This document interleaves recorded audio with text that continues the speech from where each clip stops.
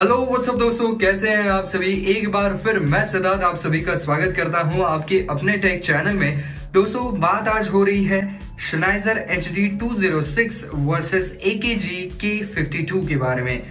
तो दोस्तों इन दोनों ही हेडफोन्स को जो है वो मैं आपके सामने रखने वाला हूं। इन दोनों में से कौन से हेडफोन्स ज्यादा अच्छे हैं ये आपको बताने वाला हूं। लेकिन दोस्तों आगे बढ़ने से पहले हमेशा की तरह अगर आप इस चैनल पर नए हैं, अब तक आपने सब्सक्राइब नहीं किया हुआ है तो भैया इंतजार किस बात का हो रहा है, चैनल को फटाफट सब्सक्राइब कर दीजिए ऐसे ही अलग अलग टेक वीडियोस को देखने के लिए। तो चलिए शुरू करते हैं।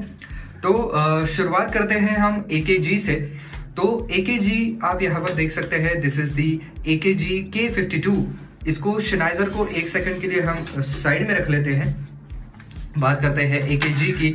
तो AKG के कुछ प्लस पॉइंट्स की बात करूं तो यहाँ पर ये जो डिजाइन है ईयर कप्स का, ये काफी बड़ा है जिसकी वजह से ये पूरा ओवर द ईयर हो जाता है। तो किसी भी कान के एक स्पेसिफिक हिस्से के ऊपर जो है वो प्रेशर पड़ के आपको दर्द नहीं होता है कान के ऊपर। यहाँ पर ये जो हेडबैंड है ये सेल्फ एडजस्टिंग है, यानी कि जैसे ही आप इसको सर के ऊपर पहनेंगे तो आपके सर के अनुसार ये इस तरीके से स्ट्रेच हो जाएगा। इसके अंदर जो है वो आप देख सकते हैं कि स्ट्रेचेबल एक इलास्टिक लगाया गया है जिसकी वजह से ये आसानी से स्ट्रेच हो सकता है। इसके वायर की बात करूं तो खासी लंबी वायर है। इसको मैं पूरा खोल लेता हूं। ऑलराइट, तो ये आप देख सकते हैं ये 1 मीटर से भी ज्यादा लंबी वायर है। ये इतना स्ट्रेच करने के बावजूद भी थोड़ी वायर आप देख सकते हैं मेरे हाथ में मौजूद है। तो ये 1 मीटर से भी ज्यादा लंबी वायर है और वायर की क्वालिटी जो है वो मुझे अच्छी लगी है। ये देख सकते हैं आप, काफी मोटी वायर है। और एक चीज जो इसके बारे में अच्छी लगी वो ये है कि ये एक कनेक्टर के साथ आता है। तो ये एक 6.3 इंच का 1/4 इंच वाला जो कनेक्टर होता है वो इसके साथ आया हुआ है और इसको आप डिटैच भी कर सकते हैं। यहां से ऐसे खींच दीजिए और ये देखिए ये 3.5 mm जैक भी इसके अंदर मौजूद है। तो आप चाहें तो इसको आपके मोबाइल में लगा सकते हैं, आपके पीसी में लगा सकते हैं, या आप कुछ म्यूजिक प्रोडक्शन वगैरह कर रहे हैं, या आपको अगर डायरेक्टली इसको किसी एम्पलीफायर के अंदर प्लग इन करना है तो ये चीज जो है वो आपके बड़े काम में आएगी। जस्ट इसको ऐसे प्लग कर दीजिए और ये किसी भी बड़े 1/4 इंच जिसके अंदर पोर्ट है उसके अंदर जाने के लिए तैयार है। बाकी अब बात करते हैं इसकी भी, Sennheiser की भी। Sennheiser भी मैं बहुत समय से इस्तेमाल कर रहा हूं और ये भी मैं AKG इस्तेमाल कर रहा हूं।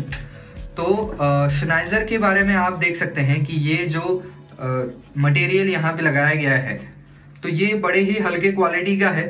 यहाँ पर ये बड़े आसानी से फट रहा है। और इसकी बात करूं तो ये भी बहुत हाई क्वालिटी का मटेरियल नहीं है, लेकिन थैंकफुली अब तक फटा नहीं है। लेकिन ये भी मुझे बहुत हाई क्वालिटी मटेरियल नहीं लग रहा है। और बस इसका जो हेडबैंड है इसका मटेरियल काफी अच्छा इस्तेमाल किया गया है।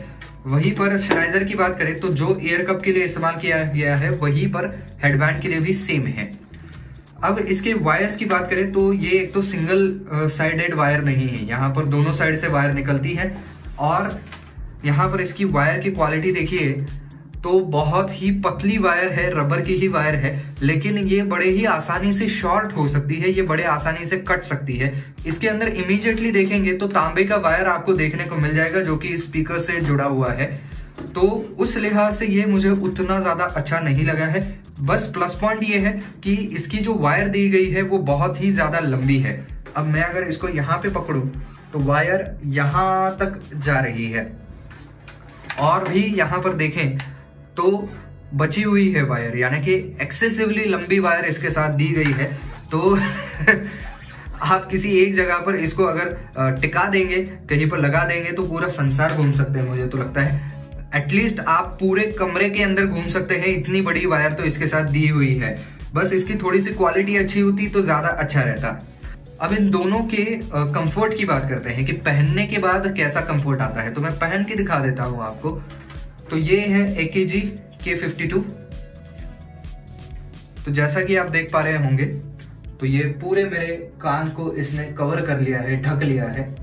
और ऊपर का जो हेडबैंड है वो भी कंफर्टेबल है क्योंकि ये सेल्फ एडजस्टिंग है। इसके अंदर इलास्टिक आता है तो वो इलास्टिक से अपने आप को एडजस्ट कर लेता है, ये एक अच्छी बात है।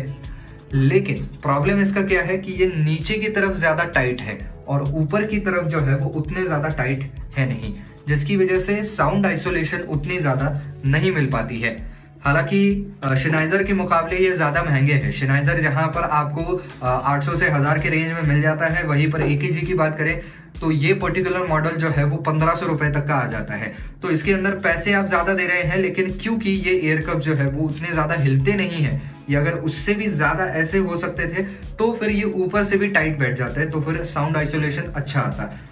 अब बात करें अगर शेनाइजर की, तो शेनाइजर इज नो बेटर। यहाँ पर इसकी जो मूवेबिलिटी है वो भी बड़ी लिमिटेड है। इसको मैं पहन के अगर आपको दिखाऊं, this is right, this is left, okay. तो ये पूरे कान को जरूर कवर कर लेता है, लेकिन ये आपके कानों के ऊपर बिल्कुल भी टाइट नहीं बैठता है, जिसकी वजह से बाहर की बहुत सारी आवाजें आप बड़े आसानी से सुन सकते हैं। तो साउंड आइसोलेशन नाम की चीज इसके अंदर है नहीं। इसी के साथ साथ ये भी ऊपर से जो है वो उतने ज्यादा टाइट नहीं हो पाते हैं, ये भी इसका एक और प्रॉब्लम है। बाकी कंफर्ट वाइज अच्छे हैं, क्योंकि पूरे कान को ढक लेते हैं, तो कहीं पर भी एक स्पेसिफिक जगह पे ज्यादा प्रेशर नहीं आता है। तो ये एक प्लस पॉइंट इसका जरूर है। अब बात करते हैं मेन चीज। अब इन दोनों का ही मैंने सेपरेट रिव्यू बना रखा है, आप चाहे तो मेरे चैनल के ऊपर जाकर के उनको भी देख सकते हैं। मैंने इनको म्यूजिक के लिए इस्तेमाल किया है, गेमिंग के लिए इस्तेमाल किया है। ओवरऑल शेनाइजर की बात करूं तो साउंड आउटपुट जो है, ओवरऑल आउटपुट वो बहुत ही ज्यादा कम है, और साथ ही साथ बेस के मामले में भी शेनाइजर बहुत ज्यादा मार खा रहे हैं।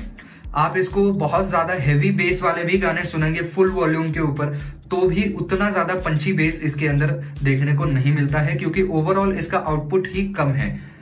प्लस पॉइंट अगर देखा जाए तो ये है कि इसके अंदर जो है वो वोकल्स वगैरह अच्छे सुनाई देते हैं, यानी कि क्लैरिटी वाइज अच्छा है, लेकिन उसके लिए भी आपको साउंड बहुत ज्यादा टर्न अप करना पड़ता है। AKG की बात करूं तो AKG शेनाइजर के मुकाबले बेस के मामले में थोड़ा सा बेहतर है। मैं बेहतरीन नहीं कहूंगा, लेकिन थोड़ा सा इससे बेहतर है। वैसे अगर दूसरे किसी के साथ कंपेयर करें तो इसका भी बेस बहुत ज्यादा कम है। ओवरऑल आउटपुट की बात करें तो शेनाइजर से ज्यादा बेटर आउटपुट है, तो यहाँ पर आपको म्यूजिक एक्सपीरियंस अच्छा मिल जाता है। आइसोलेशन दोनों ही हेडफोन्स के अंदर उतना ज्यादा अच्छा नहीं मिल पाता है, क्योंकि फिट जिस तरीके से ये होते हैं वो उतना ज्यादा अच्छा आइसोलेशन दे ही नहीं सकते हैं आपको। तो ये एक प्रॉब्लम इसके अंदर जरूर आती है। बाकी हाई फ्रिक्वेंसीज इसके अंदर भी अच्छी आती हैं, मिड फ्रिक्वेंसीज भी अच्छी आती हैं। तो ओवरऑल अगर मैं बात करूं तो मेरे लिहाज से फिर दोनों में से ही कोई चूज करना है तो I will pick the AKG, because AKG के अंदर फिर आपको कंफर्ट भी उस लिहाज से ज्यादा मिल रहा है, और यूजेबिलिटी भी इसकी ज्यादा है, क्योंकि इसके साथ ये कनेक्टर आता है। हालांकि कनेक्टर आप किसी भी हेडफोन के लिए बाहर से भी खरीद सकते हैं, लेकिन अगर कंपनी ही आपको दे रही है तो अच्छी बात है। दूसरी चीज जो अच्छी लगी है वो ये है कि इसकी वायर क्वालिटी ज्यादा अच्छी है, और ओवरऑल अगर देखा जाए तो AKG की बिल्ड क्वालिटी ज्यादा अच्छी है, ये ड्यूरेबल ज्यादा है, लॉन्ग रन में अच्छे चलेंगे। वहीं पर शेनाइजर की बात करें तो ये पूरा प्लास्टिक से बना हुआ मटेरियल है, इसके ऊपर ज्यादा अगर भार आ जाए तो ये यहाँ से टूट सकता है, या यहाँ पर भार आ जाए तो यहाँ से भी ब्रेक हो सकता है। ज्यादातर करके ये हेडफोन जो है वो यहाँ से, ये जो हिंज है यहाँ से टूटने का खतरा ज्यादा बना रहता है। सो दैट्स अबाउट इट दोस्तों, ये था मेरा इन दोनों हेडफोन्स का कंपैरिजन। इन दोनों ही हेडफोन्स के बारे में आपको क्या लगता है, आपकी राय में कौन सा हेडफोन ज्यादा बेहतर है, ये हमें कमेंट सेक्शन में लिख करके आप जरूर बताइएगा।